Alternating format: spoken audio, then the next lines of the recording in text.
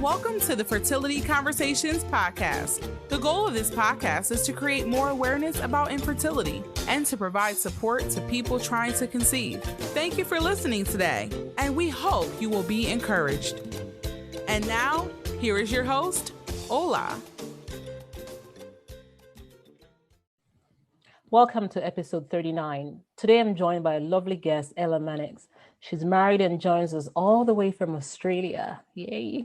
She's the founder of All About Fertility Expo, which is created to help provide support to individuals and couples seeking to start and to grow their families.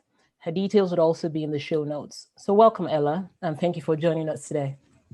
Thank you so much for having me. I'm so excited and so nervous for some reason. I know, it's crazy, isn't it? I know. It's crazy. It's okay. We love you. Thank you for coming and joining us. So, no, thank you. We usually start off by saying, tell us a little bit about yourself. Yeah, of course. So I am from the UK. Although people who I speak to from the UK say I don't sound it anymore because you sound Australian. I sound more Australian. Yeah. No, please. I want to keep and maintain my accent.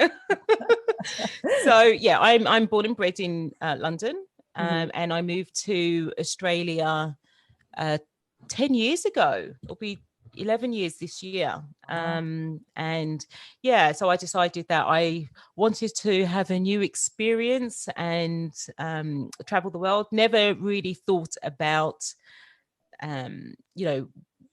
didn't think that I wanted to settle down in the UK, to be honest, and bring up a family. I really wanted somewhere that was warm, and I was obsessed with the beach. I don't know how, because I lived in London. Yeah, right.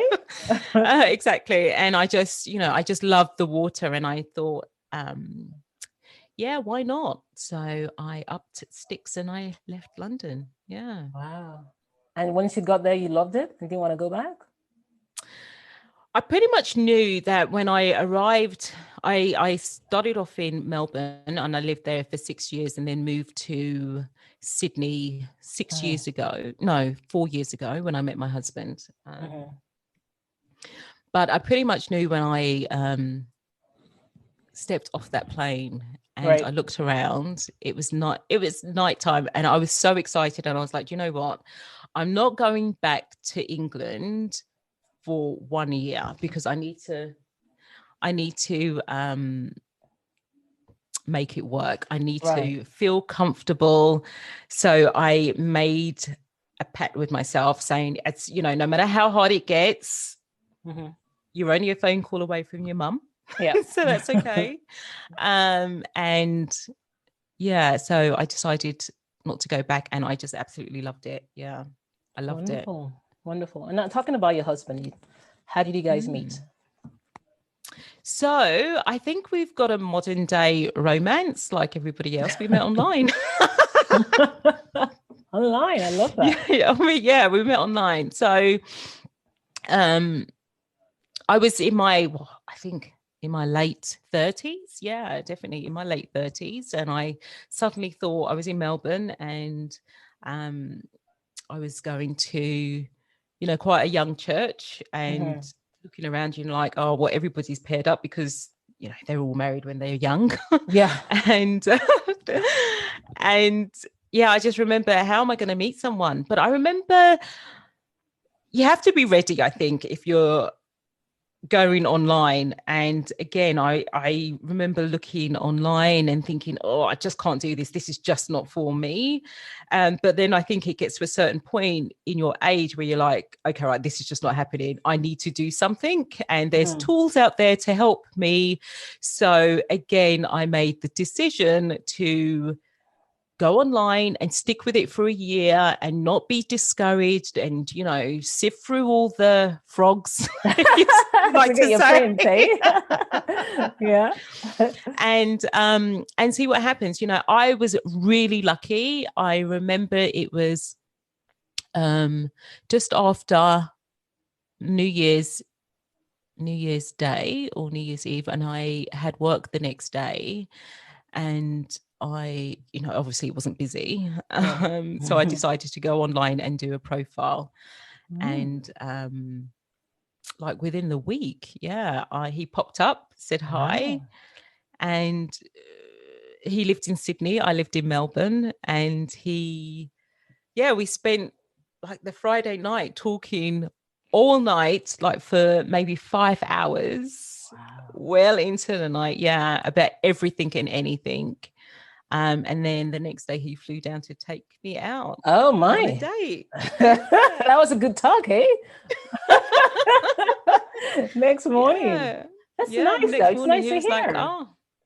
Because Yeah, many it was times beautiful. we don't explore online dating as much, right? People always wait to meet someone in person, and Yeah. good Yeah, to- look, and that's okay. Look, everybody has their own way and everybody's story is different. Mhm. I chose a different resource and it worked It out for works. me. Yeah, and here we are. And I mean, talking about, earlier you mentioned you didn't want to raise a family in the UK and all of that. Was there a particular time that you knew you wanted to become a mom? I think I always knew that I wanted to be a mum. Like I remember when I was 16 and my mum mentioned this to me when I told her I was moving to Australia. You knew from then? From when you were 16? I didn't know. Okay. I didn't know that I was going to move to Australia. I knew Okay. I didn't want to live in the UK okay. because I used to ask her, now, no matter where I am in the world, you will help me look after my children, right? You will come out to me. That's funny. She said, of course, I'll go, I'll travel and see you wherever you are in the world. So I knew from a young age that I didn't want to have a family in the UK. Interesting. For whatever reason that was, I have no idea.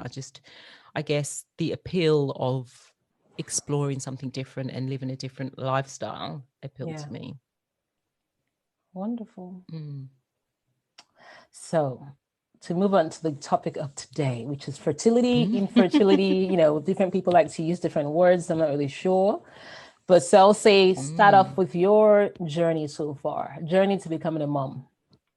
Yeah. So as I said, I was in my late 30s when I met my husband. And I'd never, I think when you're growing up and, you have boyfriends and you experience, yourself and whatnot, you don't think about, having children. And you don't think about how, if it's going to be a difficult road. All you think about is, one, I don't want to get pregnant and I'm going to wait until I meet someone. And then, and then it will happen. You meet someone, you marry, you get pregnant. Yeah. That was my story, right? I didn't know any different. Yeah. Until this is before I was in Melbourne. And I remember that I went to the doctors because I felt a lump in my stomach. And this is before I met my husband. And maybe about 2 years before I met him. And they told me I had fibroids and that's what I was feeling. So he said, look, they're not an issue. It's only an issue if you want to have children later on. So I made the decision to take them out because I didn't want any problems down the line. Right. Even though I wasn't with anyone, I was like, look, I'm going to prepare myself. If this is the only thing that you can see, then we're good. Yeah. Right. Okay. So I met my husband when I think I was 38. And during this conversation, our 5-hour conversation, he told me that he had cancer when he was younger. Right. And he wasn't able to save any sperm because he had, it was pretty quick. Like he was diagnosed and then had to go into hospital and start treatment ASAP because it was quite far gone. Yeah. And the treatment that he had left him infertile because it was aggressive. he, you know, could have lost his life. And I say, fortunately, he came out with his life, but, you know, he came out with the inability to have children. And so I didn't know what this meant for me, because even though I was working for a hospital and I knew fertility specialists, I didn't really understand what the IVF process meant, because I wasn't trying, and I, you know, thought that I wouldn't have to ever use it. And so when I was faced with this challenge, I thought, okay, let me look into it, because, you know, does it mean that we adopt? What does it mean? And then he spoke about sperm donor, and I was like, sperm donor. Okay. And so, yeah, I started doing some research.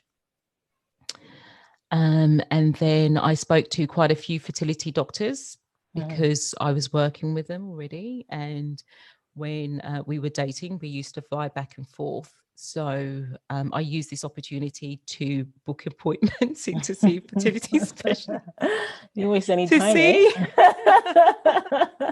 you know, just to see what our options were. You know, and I remember sitting in the fertility specialist room, and Jeremy talking about his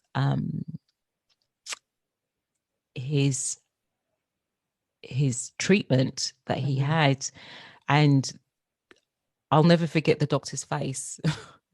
You know, they normally are so you know, they look quite hopeful, and then the face just dropped, and he was just like, yeah, no, we won't be able to find anything. We can't even go searching. It's just, yeah. Wow. And so I was just like, oh, okay. So that is my only option, is to have a sperm donor. So, you know, you have to go through that whole process of, you know, grieving what you thought the picture of your life would look like. Yeah. But then, you know, I made the decision that why would that affect me? Because at the end of the day, it's still going to be our child. Yeah.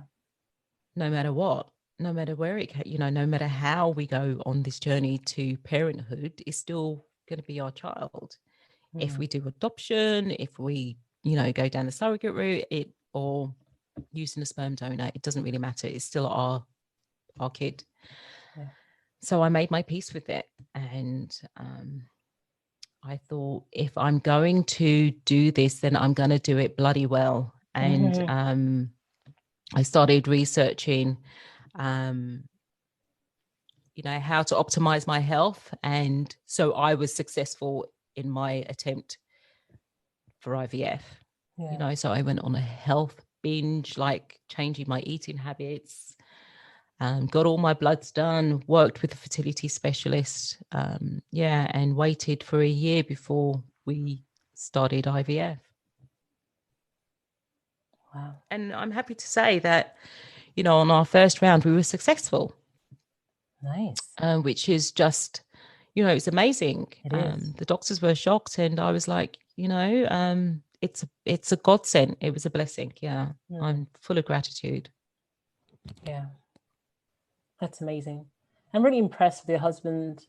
I mean, your now husband. At the time, you're having that conversation for 5 hours, and him having that, telling you about that, which is, I mean, really important and amazing that he did that, because I find that many people, you know, might not want to have that conversation, might try to hide it for as long as possible, and maybe even get married before saying anything, right? So, yeah, which is insane to me, because that's effectively lying to your partner, and, you know, leading them down this path where they think that they're going to have children, and it's not going to, you know, and it won't be an issue. Yeah. You know, and I, you know, I'm grateful that he's an open communicator. Yeah. You know, it's important, especially when you're going down this where there is no other option, to be open and truthful. Because, you know, and we just met, we started talking, you know, and I remember thinking, I have an option to walk away, because we just, you know, it's just our first conversation. Yeah. I had the option, right? But, you know, I just thought we click so well on so many levels. If this is the only issue, I think I can deal it. I can handle it. Wow, that's amazing. And talking about that, I mean, and of course, I know you've been pretty open with your journey. You've done quite a few videos, even on the internet. I wonder if people have judged your path to parenthood or communicated any of that you to know, you. that's a really good question, because I haven't had any opposition. I haven't had anyone have any negative views on my journey and how you know, how we've had our daughter, Right. or our future children. Not even with my family. So, Amazing. you know, if anybody has, you know, a negative viewpoint on it, you know, that's an issue that I'm trying to break. You know, this is the reason why I'm telling my story, because I want my daughter and my children and anybody else who is taking a different path from, you know, the natural way of conceiving, so they can grow up confident in themselves. Yeah. This goes beyond me now. I want my daughter, my family, to feel secure in who they are and strengthened by their journey. Yeah. And not feel ashamed or you know, yeah, they just I want them to feel they you know, have accepted their journey so they can move forward and, you know, educate other people, because there is no way that everybody's story is different, as I said. Yeah. And there's not one way that fits all. No, there isn't. And I really love the fact that you're creating awareness about this, because again, I live in Nigeria and I know that, and of course you're of Nigerian descent, right? So, you know, you're Nigerian as well. So it's amazing to have you speaking out, because, you know, as much as I would love to not think this is how things are, but in Nigeria, we still have a lot of stigma attached to you, to even IVF in the first place, to, you know, any donor eggs, donor sperm, people have to hide because they don't want people to say things that are insensitive to them. So, and again, it's all about not having enough information about it, ignorant of actually what it is, and just, you know, just not aware of the differences and how it doesn't really matter, right? As long as the person is okay with whatever path they chose, then what the society, you know, how does it bother them? Absolutely. You know, I remember my mum, God bless her, when she was telling me, when I told her that, okay, this is the deal, you can't have children, and she was like, she doesn't understand. And I was like, well, we're gonna have to, you know, do IVF and use a sperm donor. So we had to explain it to her, and then I remember her saying, "You're not going to tell your aunts, are you? You're not going to tell anyone." Yeah. Are you joking? Are you kidding? I'm not ashamed, okay? I am not embarrassed, and this is the way our family is, and I will be telling people, look, I have a whole business based on it. There is no way I can hide. You know, obviously at the time I didn't have a business around it.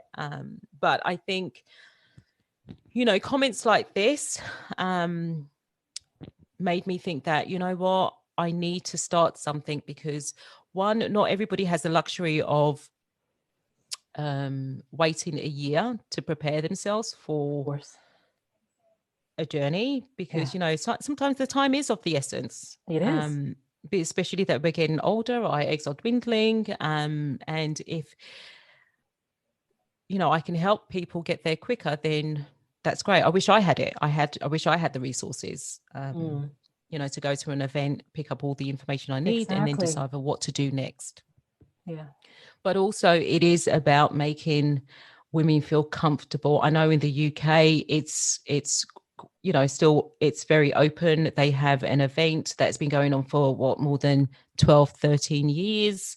And it's really, and over here it's still, you know, people still don't talk about it openly. That I think we still need to feel comfortable in our journey and share more, so people are aware and they are comfortable with their journey. And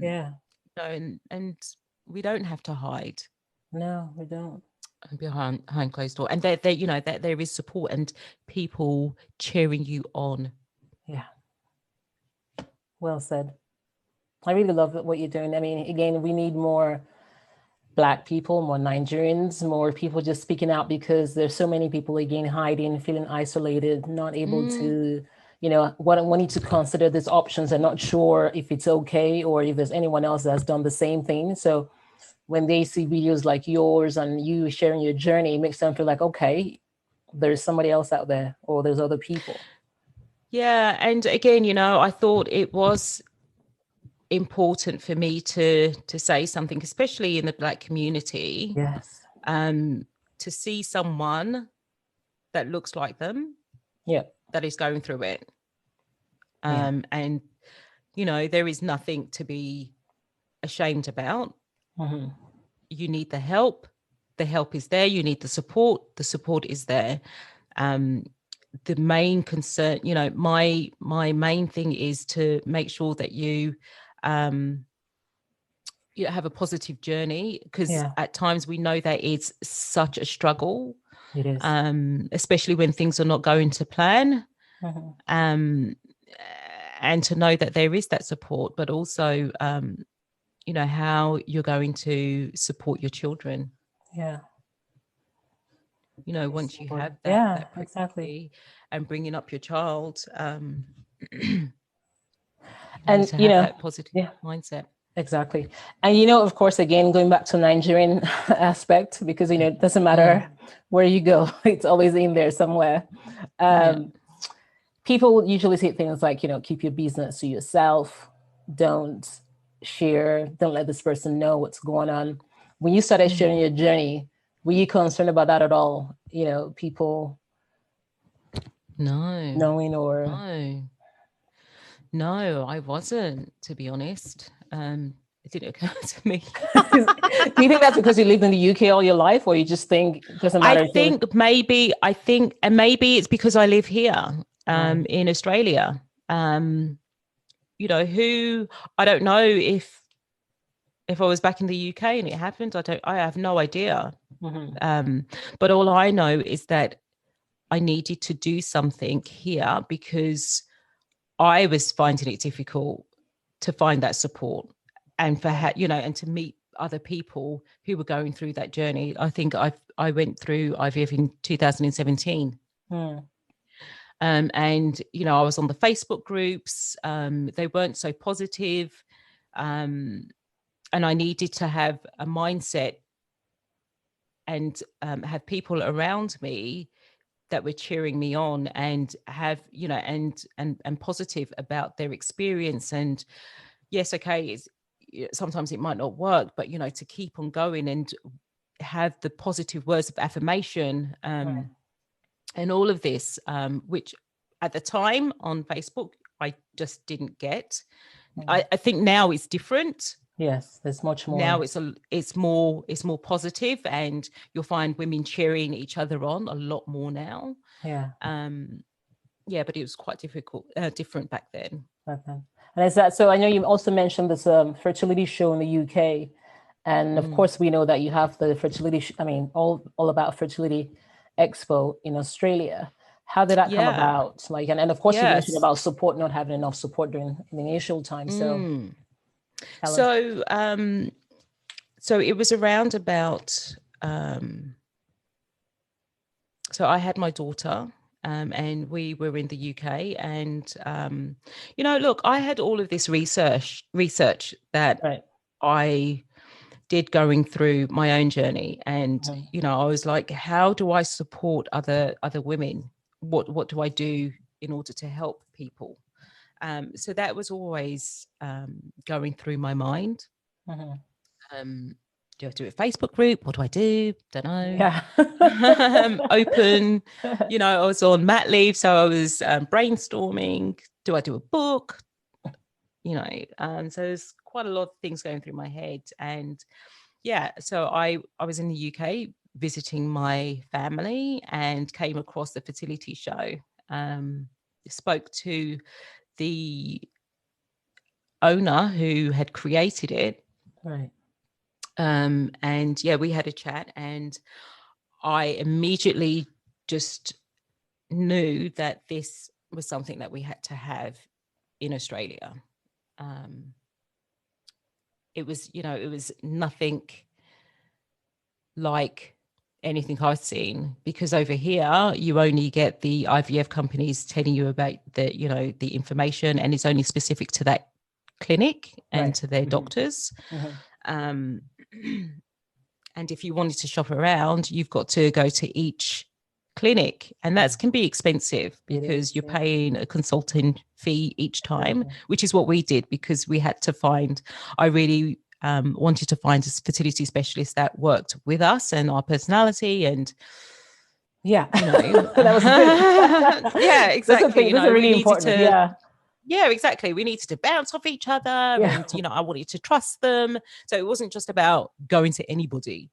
And I just felt that if not me, then who?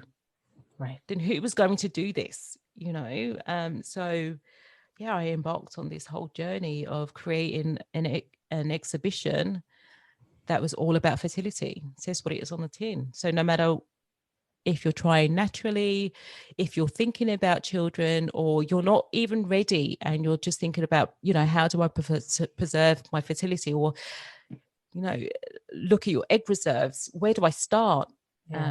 Through to, okay, I do want to have children, but I need help with science. I need help with a third party.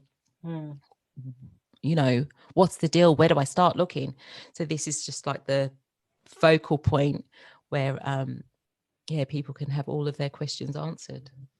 And that's amazing, actually. It is. And how has it been, the response so far since you started? When was the first year you had it? So the first year was in 2019 in August, and I had that in Sydney. Okay. It was really it was just a small venue. It went really well. I had people from all over New South Wales come along to it, so I know that the need is there. And it was just great seeing all these people, hungry for the information and the presentations that they were for. It was overwhelming, and I was just so full of joy to see that people were getting the support and help that they needed. This was what you created. Right? And then obviously, with COVID, 2020 was a bit of a washout. And this year, but I guess the good thing that came out from 2020 is me starting my podcast. Right. That's wonderful. So I really wanted to keep in touch with the community and still provide information and support to them. And I created All About Fertility podcast with some really great, amazing women telling their story, as well as specialists providing information. So there's a whole host of things on there. That's amazing. That helps support people on their journey, especially since we're on lockdowns, right? People have a lot of time to listen to podcasts and just get that information, and maybe even contact the clinics. Will you be doing your expo virtually this year then? So this year I will be doing a virtual expo. I'm pretty excited about that. And the exhibitors are too, because it's again a really different way of connecting with people in the community. And it's just going to be fantastic. I just love the software company I'm working with. We have come up with a completely different concept of, of the virtual expo. So it's quite different. And I hope anybody listening to this who needs that help and support will, come online, and it's a free event. Oh, really? Okay. So where do they get that information? Where can people So get if in? they, so you can go onto my website, which is allaboutfertility.com.au. Just to let everybody know, it is specific for the Australian and New Zealand market. So yeah, so you'll have specialists from New Zealand, Australia, around, in all states, talking about specific topics, as well as vendors in each states too. Okay, that's good. You never know. People might want to come to Australia anyway, right? For treatment. Absolutely. You never know. Absolutely. Yeah. Exactly. So having all that information is amazing. Yeah. In one spot. Thank you. So going back to your journey, you want to talk a little bit about faith and what role faith played. But before I even get into that, I know we spoke before about people saying my fertility journey or my infertility journey. And sometimes different people have different views about it. What's your view and what would you rather use? So I recognize infertility, there's a diagnosis, unexplained infertility, and that's so frustrating for someone to hear. I like to use positive words around my journey, and I'm not so keen on labels, because I feel that what you speak into your life is what you get out from it. So I always like to speak of a positive journey. So I've had, so last year we are trying for our second, and I've had 4 rounds that were non-winners. And someone's asked me, oh, that's okay. Someone asked me, what's non-winners? And I said to them, non-successful IVF. So, not resulting in a pregnancy. I never heard that before. Yeah. And she was like, oh, okay. And I was like, I don't want to say unsuccessful, because that's a negative word to me. Right. If I put it out into the universe and say, it's a non-success, it's a success word that's going out there. Non-winner, it's a winner word that's going out there. Yeah. So, fertility, I prefer to use fertility journey, which is why I've got all about fertility. Oh, of course. Yes. Because it's all about fertility in your journey. So I like to use the positive words to label things, because we can package things differently. Yes, we can. And everybody's got a different way of, explaining their journey. Yeah, of course. And I recognize that. But for myself, I like to put positive words into my journey. Yeah, absolutely. And I love the non-winners. That's a good one. I'm gonna use that. I actually got that from my naturopath that I was using. Right. Yeah, she was like, oh, it's a non-winner. And I was like, oh, I love that. It sounds good. I'm going to use it.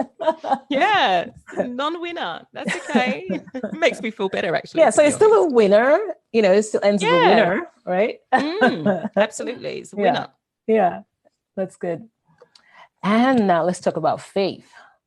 Yes. What role? I mean, I tell you, Ola, without having my faith, I don't know how I would have got through last year, because it was, I thought I was going to be the unicorn. Mm-hmm. I had, IVF the first round and it was successful. Yeah. So I went into my next round in March 2020, thinking that it was going to be successful. Oh, yeah, absolutely. And then when it wasn't, I was like, oh, this is different. Second time round affected me. And I didn't really know how to handle my emotions. And the only way I was able to help myself and get through it was, by praying and looking at the words that God had promised me, and looking at what he says about me, and, you know, again, not putting on labels what your specialist is telling you. I understand that you need to listen to your specialist, but for me, you know, I'm 45, and yes, I understand statistics, but I do not want statistics to label me. Well said. Again, it's a label, right? Yeah. So why would I be in the lower part of that that statistic and not, you know, not in that 2% that you're saying? Right. The rarity. Right. Yeah, I can't do Exactly. that. Yeah, you know? So why all of a sudden, you know, am I, you know, yeah. So yeah, faith really played a huge part of it for me to get through it, and pray for other women. It's very selfless, praying for other women as well. As you. Yeah, I think, you know, I'm all about mindset, and sometimes when you take your mind away from your own problems and help other women, I think you can help yourself too. Mm-hmm. If that makes sense. True. Yes, it does. It does. And so I like to pray for other women who are, you know, going through the similar journey as myself. And, you know, I actually created a Facebook group, a closed Facebook group that is IVF support in Christ. Oh, that's lovely. I'm actually, you know, able to, you know, have women who are going through IVF who have faith, but necessarily, you know, don't like to say it on the normal Facebook platforms. Yeah. Mm-hmm. Yeah. And so, yeah, we pray for each other, and we keep to God's words and what he says. And we're unapologetic that, you know, we have faith. Yeah. And that's so important, isn't it? During this journey, you need that. Faith is so definitely important. So now let's go back to Ella at, I don't know, 16-year-old Ella. Oh my gosh, really? Yeah, a long time ago. Oh my gosh. Knowing everything you know now, what would you tell her? I would tell her to slow down and read your books.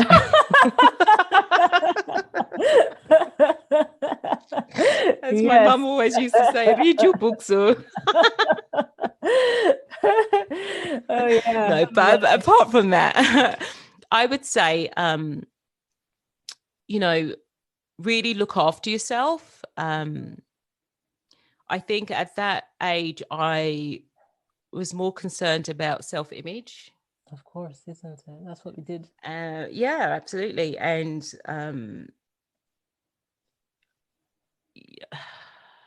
you know, really don't think I was looking after myself at all. And just concerned about having fun, really. Yeah. But I think I would say to my younger self, understand your body. You know, fortunately, I didn't have any issues with periods growing up or anything like that. No, you know, you get some of your friends when you're at school and they would take, you know, days off because of their period, right? Yeah. So, you know, fortunately, I never had any of that. But I would say maybe not to my younger self, but maybe in my 20s, I would say get a checkup, get a health checkup, see what's happening. Yeah. You know, because those fibroids may have been under control. You know, I may have been able to do something. But anybody, I would say anybody who's in their 20s, get a checkup so you know what you're dealing with. Yeah. You know, if there is any other and underlining health issues, you're able to sort that out before you find that person or want to conceive. Yeah, exactly. That is so important. We need to have better awareness and education for our younger ones, for teenagers, 20s, like you said. There needs to be better awareness Yeah, to prevent a lot of definitely. things. Yeah, that's wonderful. Well, You know, and see, there's not yeah, and there is not one way of skinning a cat, you know. There is other ways of having a family. of I course. think we were just brought up in society to think that you work, you climb the ladder, you meet someone, you have children, Yeah, you pretty die. much. Nothing in between. You know, like seriously, I think there needs to be a lot more education around that. Yeah. Different types of families. But I think nowadays, you know, especially speaking to my sister and her son, that there are so many different families now. There. 2 mums, 2 dads, you know, single Yeah. parents. So it's all out there, and kids are learning about this now anyway. So I think that's great. So it's not as if it's under the carpet, swept underneath the carpet. It's Yeah. actually out in the open. So I think that's great. It is. It is wonderful. We need to have a lot more options, and that people also being aware of it and also respecting those choices as well. So I think we can definitely work on that. Yeah, definitely. Amazing. Will you say well, I shouldn't say infertility. Will you say your journey has changed you in any way? It's made me more resilient, and it's made me understand who I am, Right. that I'm actually able to face any difficulties in my life, I guess, in a rational way. But also it's about my mindset, that I'm actually able to bounce back and you know, it's okay to be sad. It's okay to be sad. There's nothing wrong with that, and embracing that, because I think you need to grieve. Yeah. It's natural. But then also picking yourself back up is important. It is. Picking yourself back up, words of affirmation. I've got on my mirror literally words of affirmation. So I can see it every day in front of me. I read it to my daughter. She loves hearing me say it. You know, it's a reminder of me keeping going. That's amazing. I love that. I keep saying I'm going to do that. I never do. But I love it. Do it. You know, the idea of it is really good. Yeah. No, absolutely. Just keep it in front of me at all times. Yeah, just as a reminder, because sometimes your mind keeps wavering to all those things that are not true. Exactly. You know, I'm a failure, and what we say about ourselves, you know, you would never expect to hear your best friend say that to you, or you wouldn't accept it from your colleague to say the stuff that you say to yourself. Yeah. You wouldn't accept it, right? So why would you say it to yourself? And so, you know, looking in the mirror, I wouldn't say, oh, you know, you're ugly, you're this, oh, you can't produce what is so natural, you know. To say those words is detrimental to your mindset. And that's something that I, you know, really want to combat, because our mind is a complete battlefield. If we don't have those, you know, the positiveness going into it, you're able to, you know, really just slide and think about all of the negative stuff and all the lies that, you know, you're telling yourself. And it's constantly there, isn't it? It's just always like, whoa, get out of my head. But so I think having the Post-it notes around will definitely help, because you can easily say, no, that's not me, I'm this instead. And even like you said, you'd never say those things to your friends, even to your colleague at work. You'd never say that, because you would think, no, that's mean. I'm not going to say that. Yeah, exactly. Yeah. So why would you accept it from yourself? Yeah. So true. Did your journey impact yourself and your husband? Made us stronger. I love that. Made us stronger, yeah, because we were going through it. I truly believe that I was chosen for this journey. Really? I know it sounds crazy. I know it sounds Yeah, crazy. I want you to tell me a little bit more about that. Yeah, I know it sounds crazy, but I think with my personality and why we're together, I think I was chosen for it, because it's really brought us together as a family, and I'm so proud of our family. I just love our family. I love your family. I love how you speak about your family. You know, it's such a blessing. I'm full of gratitude, and I just I just feel that my strength, our strength, Yeah.